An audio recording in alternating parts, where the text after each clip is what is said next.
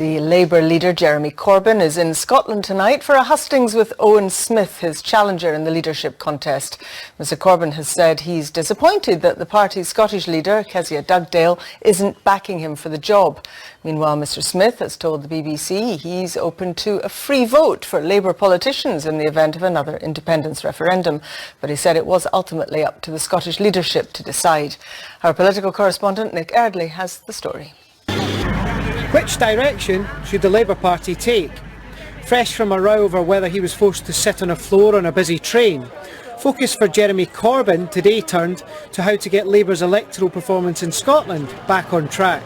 Mr Corbyn, is there a plan to turn around Labour's Scotland? Mr Corbyn's supporters think his radical brand of politics can attract voters. That's despite the Scottish leader, Kezia Dugdale, saying he's unelectable. His response? I'm disappointed that she's not supporting my re-election as leader. I hope she realises that we're putting forward a clear anti-austerity programme. But he agrees with Ms Dugdale that independence isn't the answer to Scotland's problems. The SNP have a different purpose, which is to achieve independence. I respect their right to advance their cause, but I also reserve the right to disagree with it. We're not looking for an alliance with the SNP. I will welcome support for all of any of our policies from any other political groups or parties. Owen Smith thinks the party needs change at Westminster, especially if it's to win supporters and seats back from the SNP and Tories.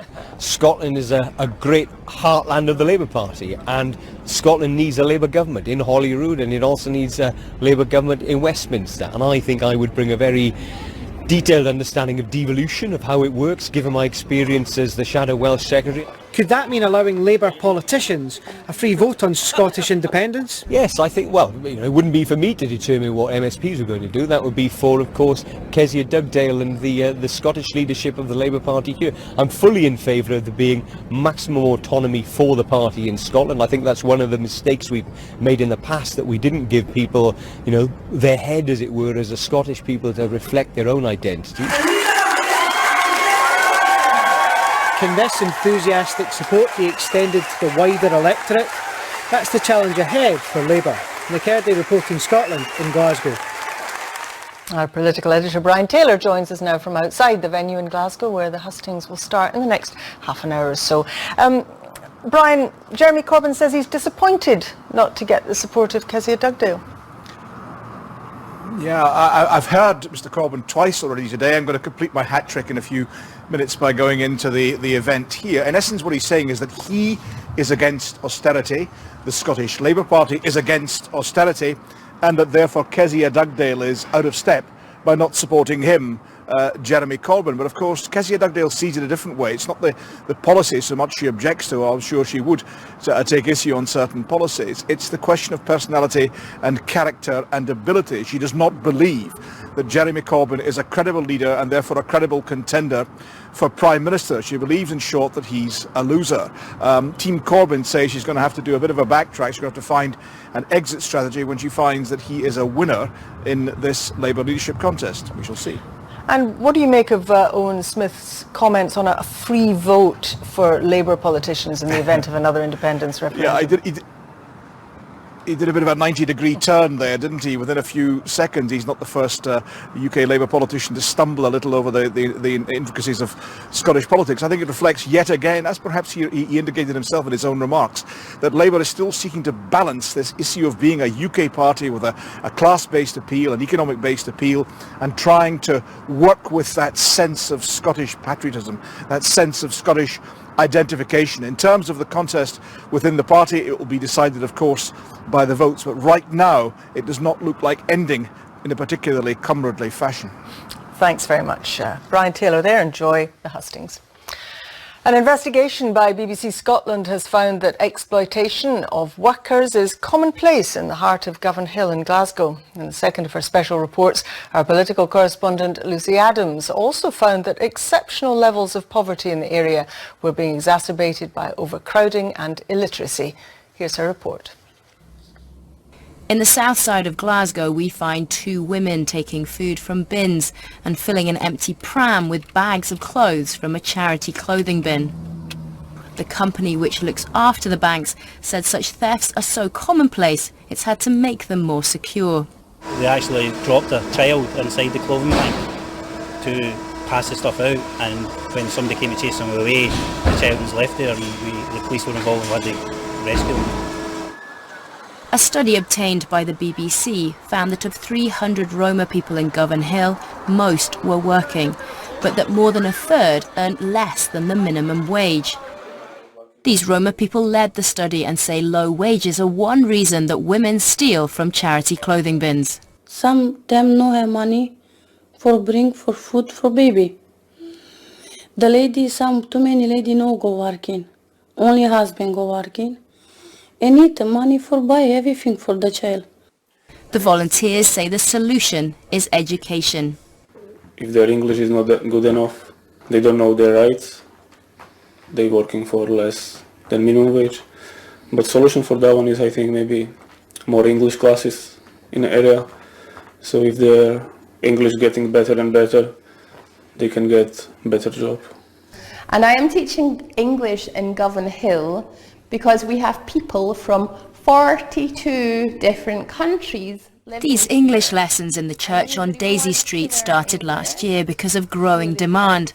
Dozens of people come each week. My name is Ivana. I'm from Slovakia. I live in Glasgow 6 years. I have very beautiful son. I'm very happy. Learning some English, though, still doesn't guarantee the minimum wage. 3, 4, 4.5, maximum 7 pound. Are you happy to work for less than the minimum wage? Yeah. The poverty here echoes Glasgow's past. What we saw was a community that really reminded me very much of growing up in the 1960s in the East End of Glasgow. You had workless men standing on street corners. They, by and large, tend to have large families, so the men are standing out to get away from the wife and the wains.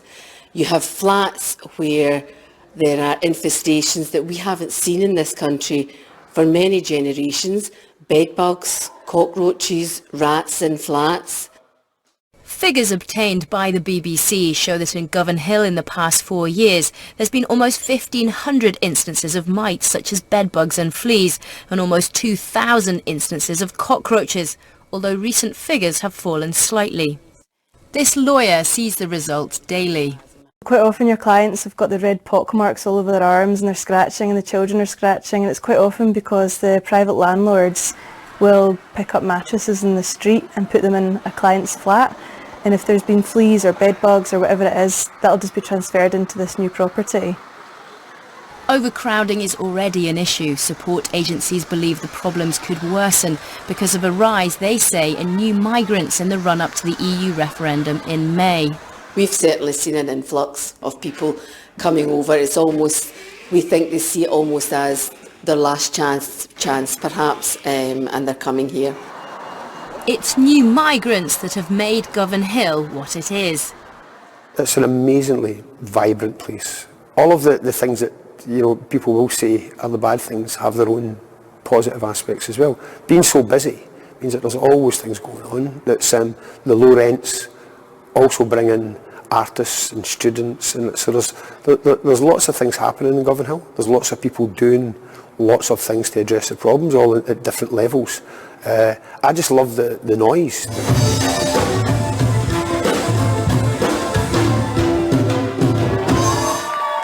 It's events like this World Music Night at Govan Hill Baths which really reflect the diversity and vibrancy of the area.